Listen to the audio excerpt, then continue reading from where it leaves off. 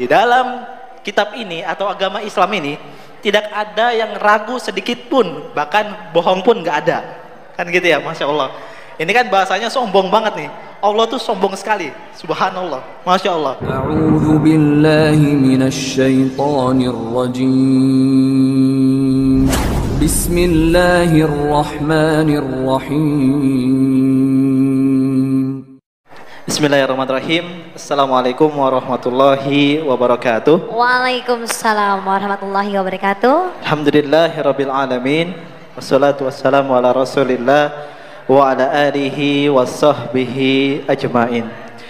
Asyhadu an la ilaha illallah wa asyhadu anna Muhammadan abduhu wa rasuluhu la nabiyya ba'da.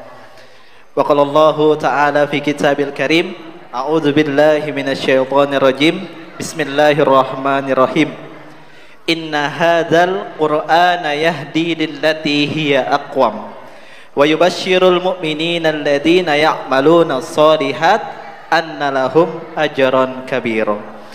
Alhamdulillah, pertama-tama yang saya hormati dan kemudian juga saya cintai yaitu ayahanda kami atau yang disebut biasa masyarakat adalah Abul Mu'allaf. Masya Allah, beliau adalah kiai kami Ustadz Samsul Arifin Nababan, dan juga Pak kepada Syekh, Masya Allah, ini saya hormati, dan teman-teman juga yang tidak bisa saya sebutkan satu persatu. Mudah-mudahan semua dapat berkah Allah Subhanahu wa Ta'ala. Amin.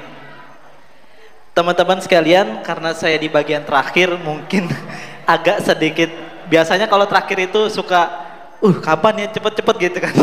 Maka insya Allah saya akan membagikan sedikit apa yang saya ketahui dalam Islam ini. Jadi teman-teman sekalian, singkatnya, pertama mungkin yang belum kenal dulu ya, nama saya David Son ya. Ada David, ada Son, ada San gitu ya. Jadi anak Daud, Ustaz.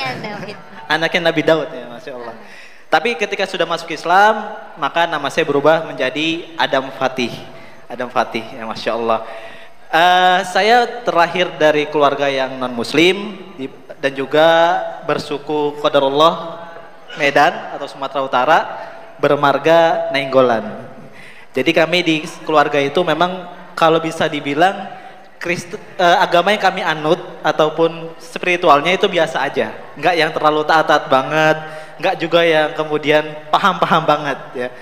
Sehingga membuat saya itu semakin mengalir seperti biasa, Ustadz, mengalir saja. Ketika sudah beranjak dewasa, ada satu pertanyaan yang saya tanyakan kepada para ahli agama pada saat itu, yaitu tentang kenapa kita harus menyembah Tuhan yang tiga dalam satu dalam tiga, tiga-tiganya satu, satu-satunya tiga. Nah, Masya Allah, kira-kira bingung. Tadi disampaikan Pak Doni juga tuh, agak bingung. Terus kata teman saya begini, bilang, kamu tuh gak boleh nanya gitu. Kenapa? Ya karena akal kamu tuh gak bisa untuk mencapai pertanyaan itu gitu, untuk menemukan jawabannya. Loh kalau gitu Tuhan nyiptain kita akal buat apa dong kalau nggak bisa dijawab, kan gitu ya. Akhirnya di fase itu saya mulai mungkin bisa dibilang ragu terhadap iman saya. Ragu, kemudian setelah beranjak dewasa pun saya melihat Islam itu juga seperti ada seorang ulama ya. Saya kan lihat kalau Islam itu kan identik dengan ulamanya, Ustaz, ya. Habibnya ada segala macam. Saya melihat bahwa Islam itu ulamanya sering memanfaatkan agama. Jadi frame saya terhadap Islam itu cukup buruk, Ustaz. Ya, ketika itu saya menganggap bahwa Islam itu adalah agama yang provokatif.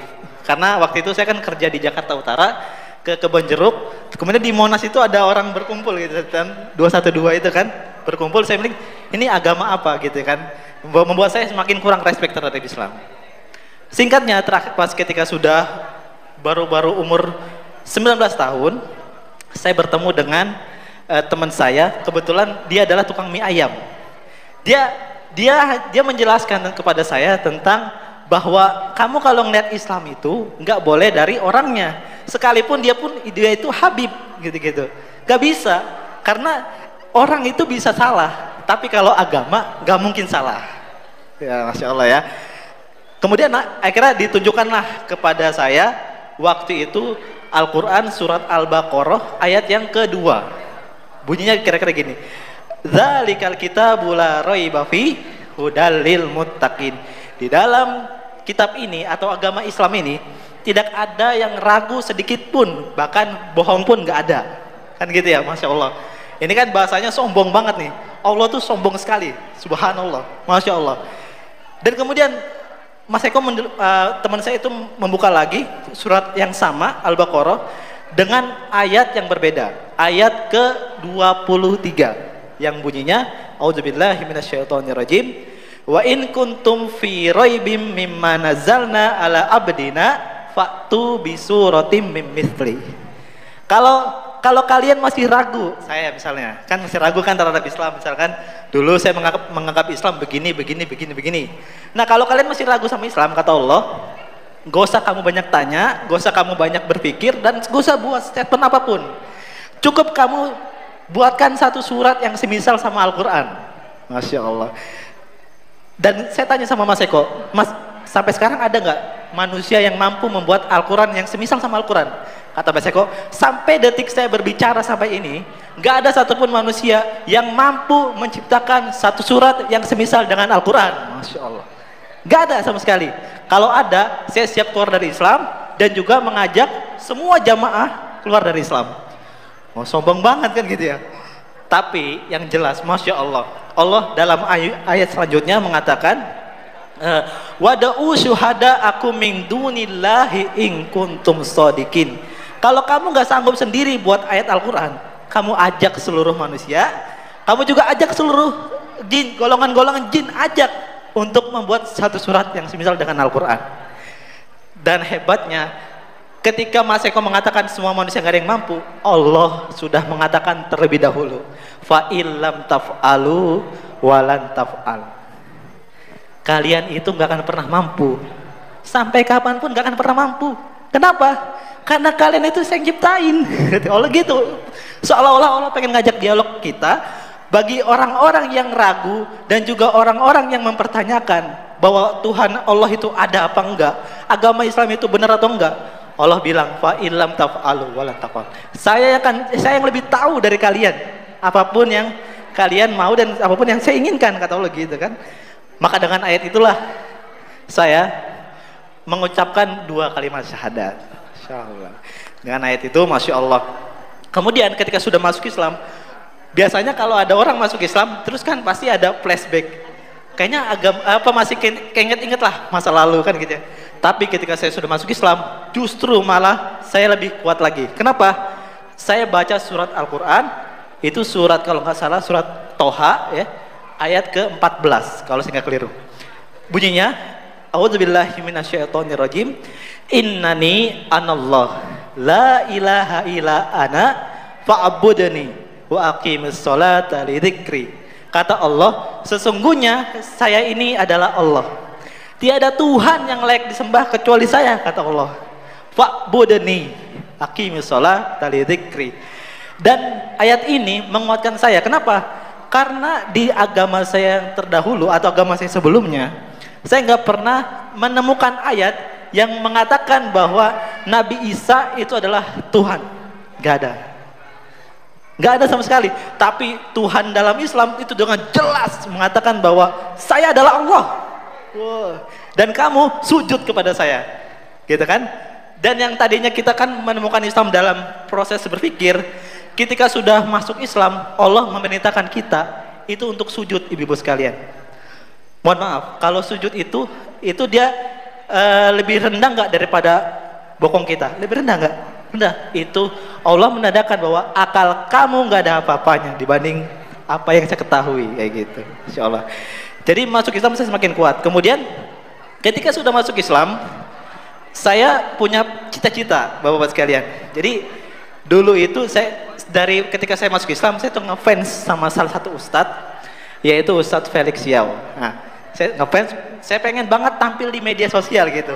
Bukan berarti untuk pengen eksis, enggak. Tapi saya pengen kasih tahu bahwa Islam itu sangat luar biasa. Tapi saya bingung gimana caranya. Akhirnya Allah mudahkan, 2 tahun yang lalu saya aktif di media sosial YouTube. Mewawancarai para mu'alaf. Yang qadarallahnya, mu'alaf yang saya wawancari, banyaknya ada di sini semua nih, Masya Allah. Ada Kodondi, ada Koasen, ada ibu, ada siapa itu banyak sekali. Alhamdulillah. Jadi saya ketemu dan hikmah dari saya mewawancari mualaf itu luar biasa. Kenapa? Ternyata ujian yang saya dapatkan ibu-ibu sekalian itu nggak ada apa-apanya dibanding mualaf yang lain. Subhanallah, nggak ada apa-apanya. Saya cuman hanya diusir dari rumah, nggak dianggap keluarga. Tapi yang lain, subhanallah, sampai ada yang lagi sholat, Pak, itu mukenanya dibakar. Ada. Subhanallah, ada itu.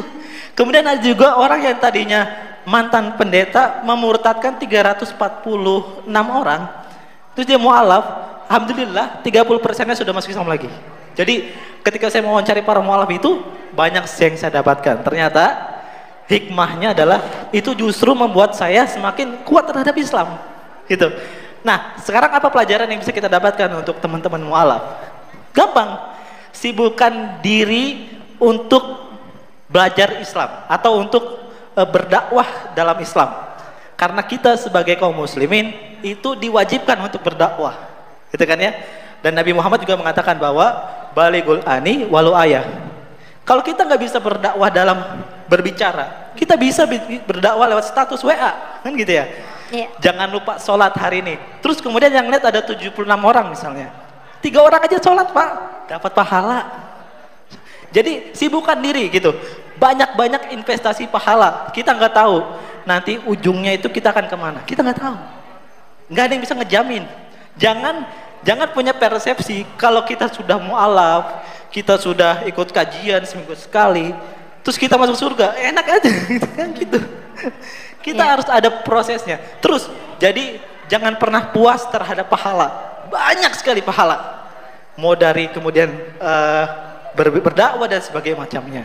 Jadi pesan saya buat teman-teman mualaf bahwa kita harus semangat untuk menabung pahala sampai kita di akhir hayat nanti insya Allah. Masya Allah. Mungkin itu saja dari saya. Mohon maaf apabila ada kata-kata yang keliru. Mudah-mudahan Allah memberkahi kita semua dan juga memasukkan kepada surganya Allah bersama Nabi Muhammad sallallahu alaihi wasallam. Amin. Saja mungkin barakallahu fikum. Assalamualaikum warahmatullahi wabarakatuh. Waalaikumsalam warahmatullahi wabarakatuh. Ini Mas Adam Fatih nih, kayaknya setelah ini langsung bisa jadi ulama ya.